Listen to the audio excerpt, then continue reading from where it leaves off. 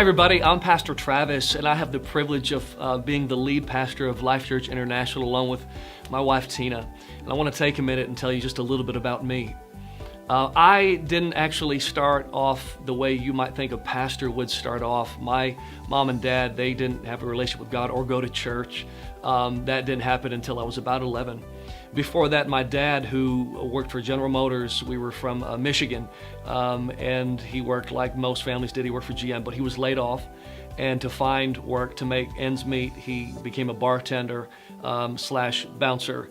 And I would go with my dad to the bar, and it wasn't one of these, sort of fashionable hipster bars. It was a rough environment, but we didn't know anything about God or really right or wrong at the time.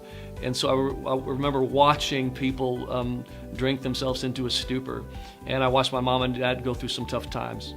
My mom and dad surrendered their lives to Christ when I was about 11. They were going through some marriage issues, and that's how they found Christ. And so I began to explore what it meant to have a relationship with God. But my faith was at best really shallow. I was really just sort of doing my thing and going to church with my parents on the weekend. When I was 14, my brother was killed in an accident. He served in the Navy, and I became very bitter at his death. And when he died, I remember pledging myself that if God doesn't explain to me why he took my brother's life, I would do everything I could to hurt God. I blamed God. Well, God never gave me an explanation, and so I kept my word. I began to pursue anything that I thought would hurt God. In reality, I was only hurting myself. I had an appetite for destruction, and I started getting high, and I started getting drunk and pursuing sex and pornography, and I was a thief, and anything that I thought would be perceived as rebellion against God, that's what I did. My life hit the bottom. I bottomed out. One night I was driving with some friends, and we had a bag of marijuana in the car. We had a loaded gun in the car. We got pulled over by the police. They found the drugs and they found the gun. And when they found the gun, things escalated really, really quickly. We were pulled out of the car, handcuffs put on, hands behind our back. We were pushed over the hood of the car, and I felt something cold on the back of my head. And I heard the police officer say, "If you move, I'll blow your brains out." I looked across the hood of the car and I saw my friends in the same position, and I thought, this is what I look like right now. There's a gun to the back of my head. And I thought, I don't know that this is the life that I was thinking of when I decided to live my life to hurt God. And that was the beginning of the end. My life just spiraled out of control. It hit the bottom. My needle was at zero, going backwards fast.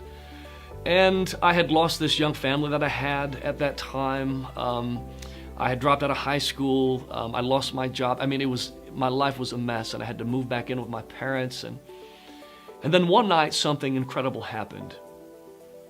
I remember driving in my car by myself when suddenly I felt what I found out to be the love of God flood my car. His presence was in my car, and I'd never felt anything like that before in my life. It was so strong and real. I felt His love and I felt His grace. I said out loud, I can't do my life without God in it. And I drove home, and I pulled into my parents' driveway, and I walked into their backyard, and I looked up into the sky, and I said, God, it's me, Travis.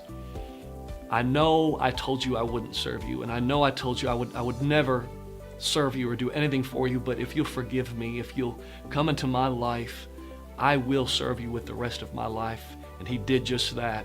He forgave me, and God picked me up, and He set my life on the right path.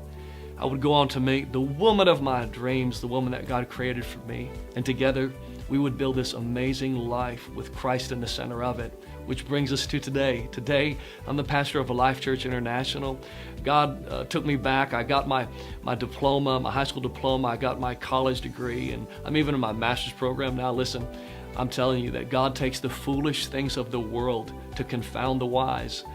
I don't deserve to do what I get to do. I'm just here because of His love, because of His grace. And God loves you and has a plan for your life too.